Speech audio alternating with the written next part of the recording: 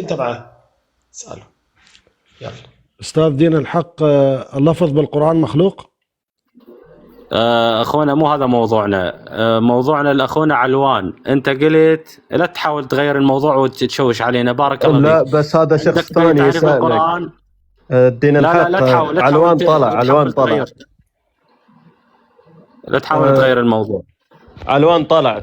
هذا شخص صاحبك ثاني راح، يسألك صاحبك سؤال. عنده شغل. انت شيعي. دين الحق جاوب على السؤال أنت بعدين شيعي؟ اسألني. اوكي.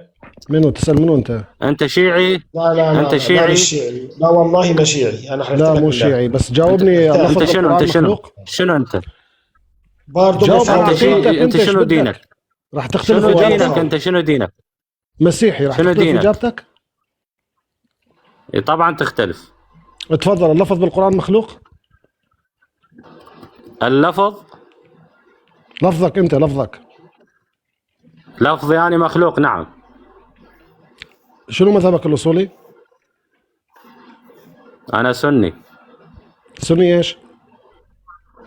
ايش عليك انت؟ انت مسيحي مسلم يهودي؟ أنا مسيحي. قلت لك شنو مسيحي. يضرك يعني؟ انت مسيحي ما لك علاقه العاد. لا تسال هاي. لما تكون مسلم سني تسال هاي الاسئله. يلا خلينا نسال السؤال للاخ علوان. شو طفى؟ ابن تيمية قال من قال لفظي لا بالقرآن مش طفر ولا حاجه. مخلوق. عنوان بطل جهمي. وعلى دين الحق لا تتهرب. علوان تحت. والله أبو طالب. جاوب على السؤال. حوارك الان مع مسشم. ابن تيمية قال: ولهذا كان الإمام أحمد بن حنبل يقول من قال لفظي بالقرآن مخلوق فهو جهمي. حضرتك جهمي؟ اولا اسمعني. كلام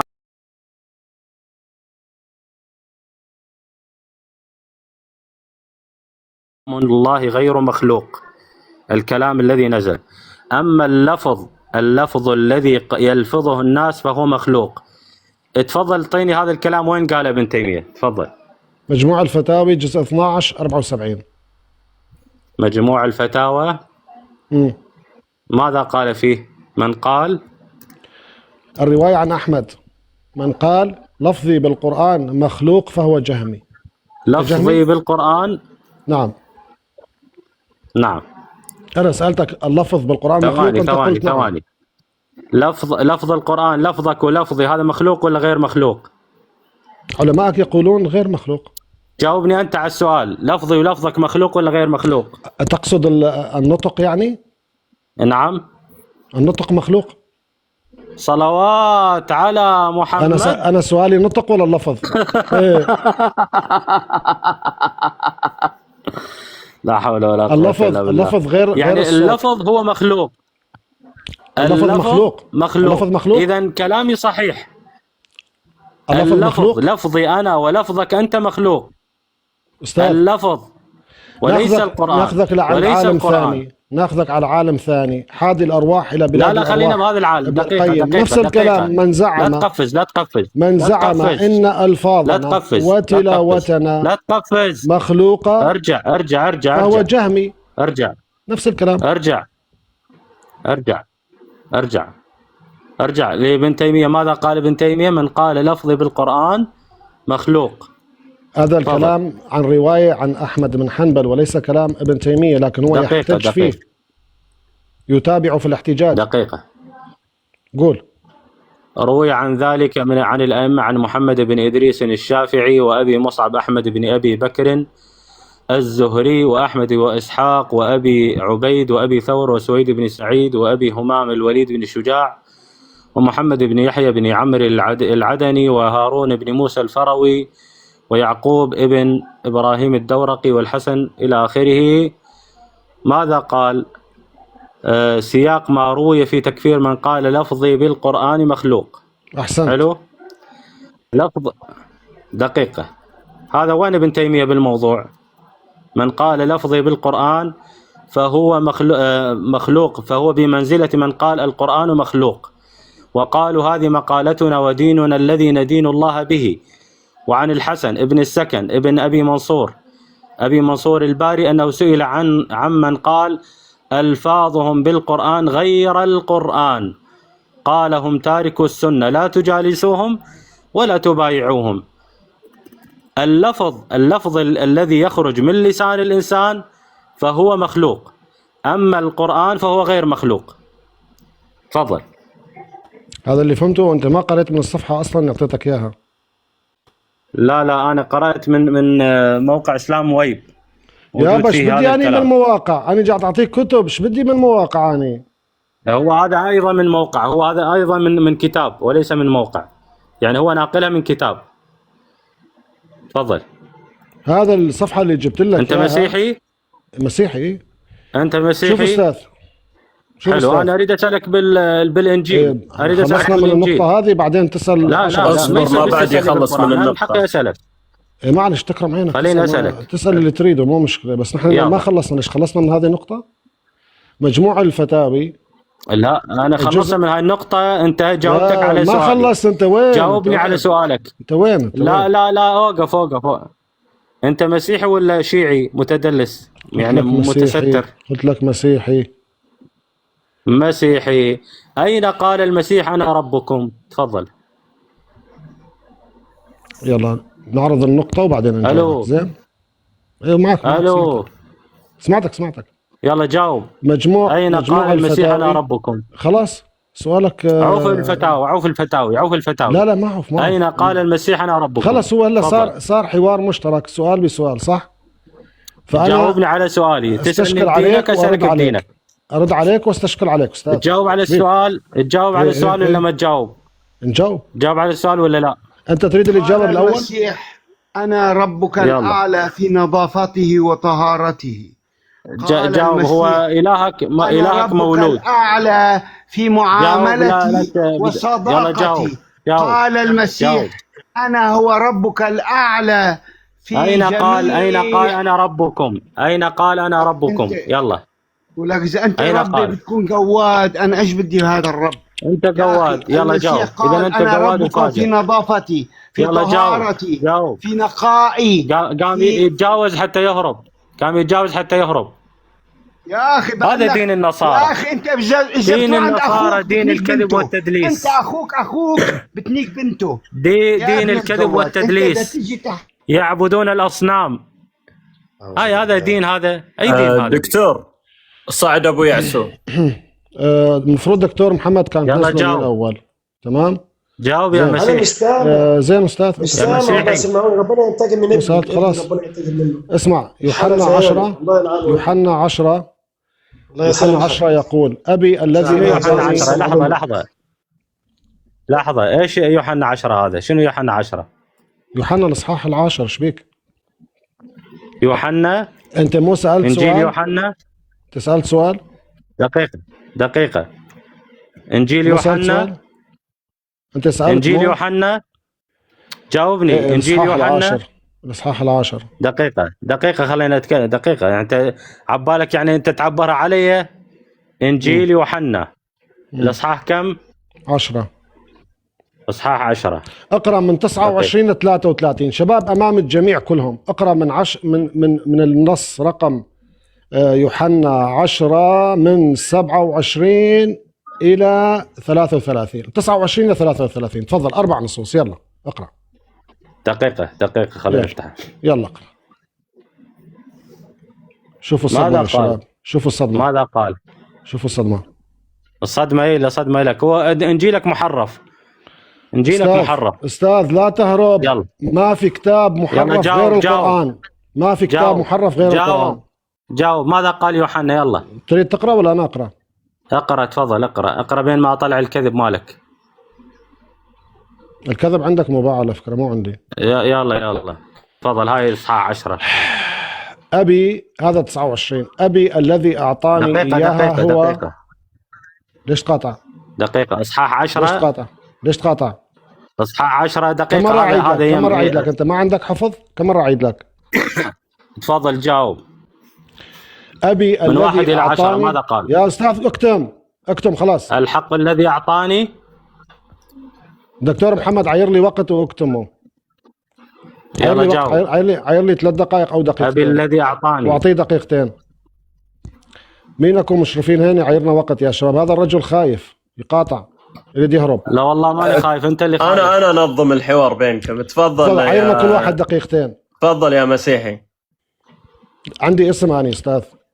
هاي من اولها هيك يعني؟ من أولها؟ شنو اسمك؟ من اولها مكتوب. شمعون اسمه شمعون. لا انا ليست بقارئ. تفضل شنو اسمك؟ انت ليست بقارئ. تفضل شنو اسمك؟ طيب. يقرأ من كتاب آخر. انت ليست بقارئ. الإصحاح العاشر ماذا يقول؟ اسمع ماذا يقول. يقول الحق أنا أقول لكم أن الذي لا يدخل من الباب 29 أنا أعطيتك من 29 ل 33. ليش تكذب تقول 10؟ أنت الكاذب.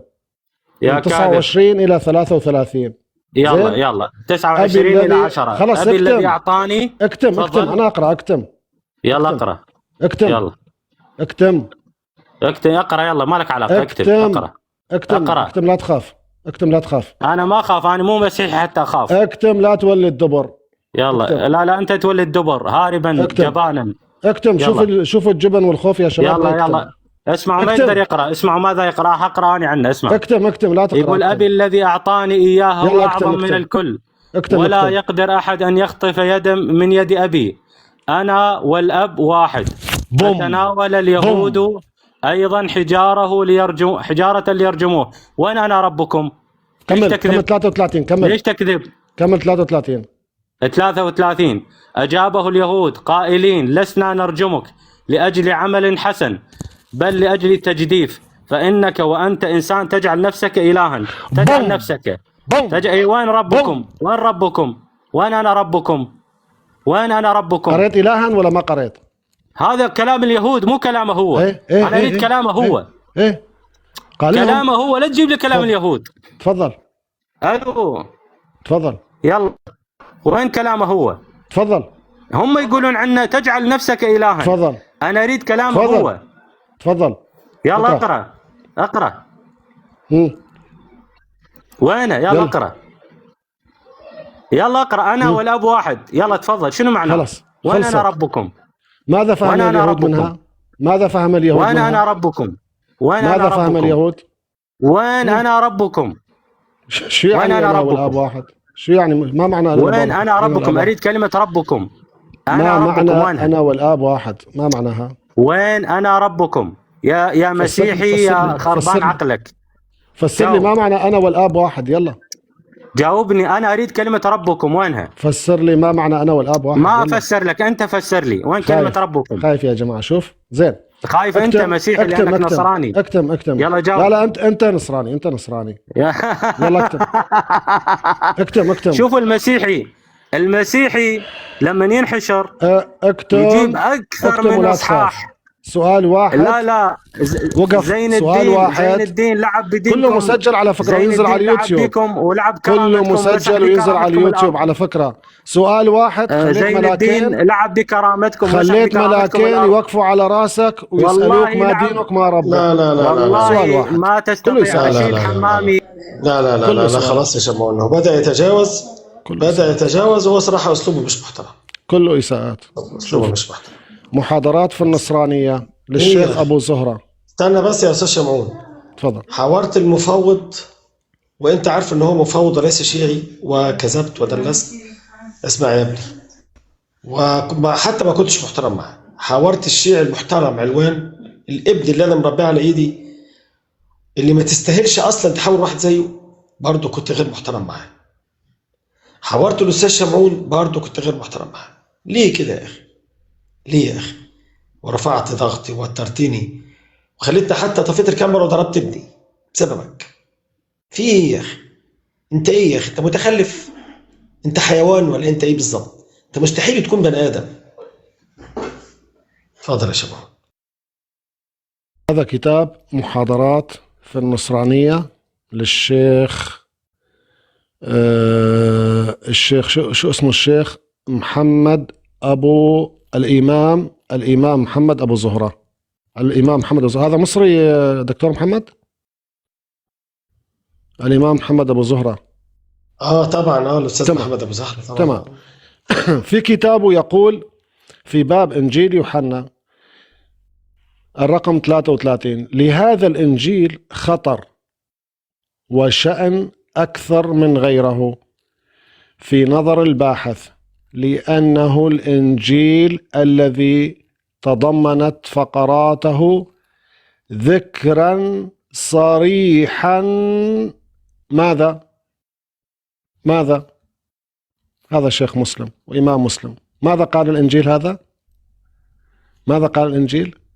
لأنه الإنجيل الذي تضمنت فقراته ذكرا صريحا. لماذا؟ كلام مين هذا؟ إمام محمد أبو زهرة. ماذا تضمن هذا الإنجيل اللي أنا جبت لك يا أستاذ قبل شوية؟ يقول لأنه الإنجيل الذي تضمنت فقراته ذكرا صريحا. لماذا؟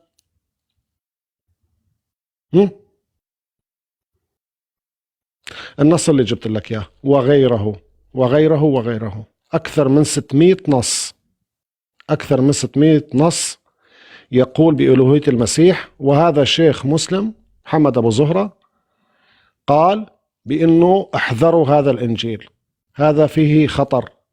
لماذا؟ لأنه يتضمن فقرات فيها ذكر صريح لألوهية المسيح. خلصت؟ ردينا عليك؟ خلصت. طيب، يعني المحاور اللي عنده حجة أنا ما أعتقد يسيء. اللي عنده حجة، اللي حجته تكون مموهة وخالصة، راح يتصرف تصرف ينهي الحوار. يسيء، فلان فعل بفلان وأنا أفعل كذا وأنا أقول كذا. يا أستاذ ما راح تنجح في استفزازنا، ما راح نرد عليك مهما أسأت، لأنه هذا حوار مسجل، فأين المفر؟